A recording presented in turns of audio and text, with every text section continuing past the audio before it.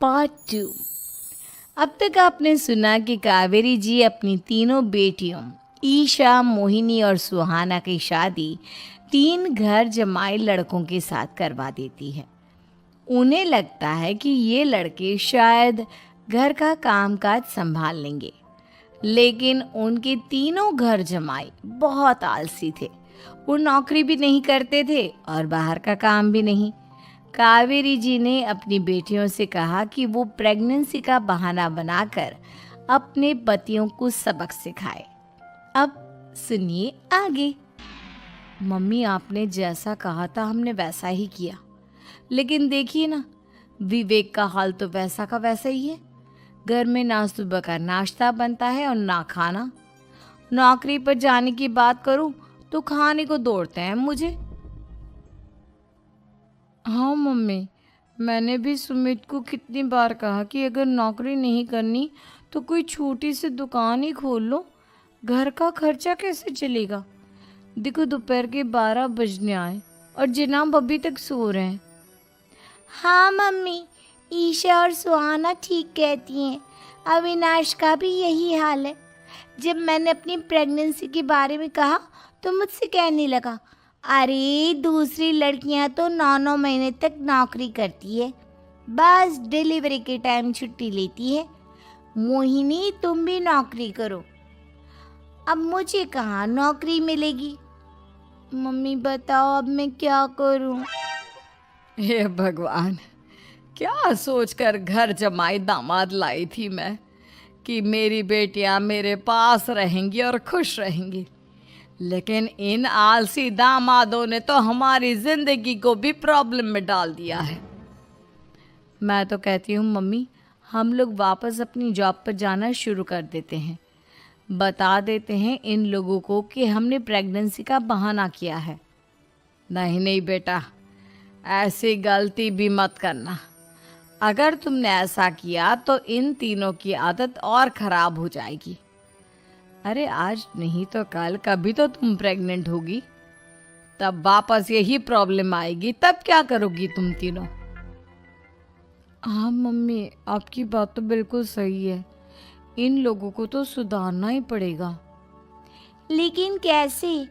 अपने बच्चों के आने की खबर सुनकर भी इन लोगों पर कोई असर नहीं हो रहा। पैसे कमाने के लिए घर से बाहर निकलना ही नहीं चाहते ये तीनों। अब मेरे दिमाग में एक प्लान आया है। तुम तीनों चिंता मत करो, उन तीनों को बुलाओ, फिर मैं बात करती हूँ। थोड़ी देर बाद कावेरी जी अपने तीनों दामादों को सामने बुलाकर अपनी बात कहना शुरू करती हैं। अविनाश, सुमित और विवेक, देखो बेटा, मैं ना तुम तीनों से बड़ा प्यार करती हूँ, इसीलिए तो तुम्हें घर जमाए बना कर रखा है मैंने। अरे मम्मी जी, सीधे सीधे कहिए ना, क्या बात है? प्यार तो हम भी आपको बहुत करते हैं। अरे मम्मी जी, आपकी इज्जत भी बहुत करते हैं। अरे भाई, आपके जैसी सास और कमाने वाली बीवी सबको मिलती है क्या? हाँ मम्मी, विवेक और सुमित ठीक कह रहे हैं। आपकी बेटी से शादी करके मेरी तो जिंदगी ही अच्छी हो गई है। जानती हूँ मैं, और ये भी जानती हूँ कि तुम तीनों अपने अपनी बीवियों से बहुत प्यार करते हो। बेटा, बात ऐसी है कि हमारे कुल गुरु ने कहा है कि प्रेग्नेंट होने के बाद मेरी तीनों बेटियां शुरू के 4 महीने हमारे गांव में जाकर रहेगी, जहां मेरे चाचा जी रहते हैं। अरे लेकिन क्यों मम्मी, गांव में जाकर रहने की क्या ज़रूरत है इन तीनों को? वो क्या है ना बेटा, हमारे परिवार को एक श्राप है। अगर मेरी बेटियों ने यहाँ पर बच्चा पैदा करने की कोशिश की तो उनके बच्चों को कुछ भी हो सकता है। इसलिए अब से लेकर 4 महीने पूरे होने तक इन्हें गांव वाले घर में रहना पड़ेगा। हाँ, तो इसमें प्रॉब्लम क्या है मम्मी जी? हम भी वहाँ जाकर रहेंगे, पिकनिक मनाएंगे। अरे भाई बीवी जहाँ, हम भी वहाँ। हाँ यार, आइडिया तो बहुत अच्छा है।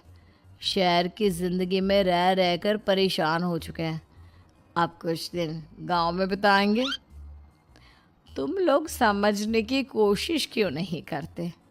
तुम में से कोई भी वहाँ नहीं जा सकता और मैं यहाँ रहूँगी ना तुम तीनों के साथ। 4 महीने की तो बात है, उसके बाद ये तीनों ही लौट कर आ जाएंगी। ठीक है मम्मी जी, अब हमारे बच्चों का सवाल है तो ये तो करना ही पड़ेगा। कावेरी अपनी तीनों बेटियों को कुछ दिन के लिए घर से बाहर कहीं दूसरे शहर में रहने के लिए भेज देती है। कुछ दिनों के बाद, अरे मम्मी जी, बहुत दिन से पिज्ज़ा नहीं खाया, मंगवाइए ना। क्या बताऊं बेटा, पहले तो बेटियां खर्चा दे देती थी क्योंकि उनकी नौकरी थी, लेकिन अब तो मेरे पास पैसे ही नहीं बचे। थोड़े बहुत पैसे हैं जो बच्चों की डिलीवरी में काम आएंगे। लेकिन मम्मी जी, आपकी बेटियों को वापस आने में तो अभी बहुत वक्त बाकी है। वही सोच सोच कर परेशान हो रही हूँ।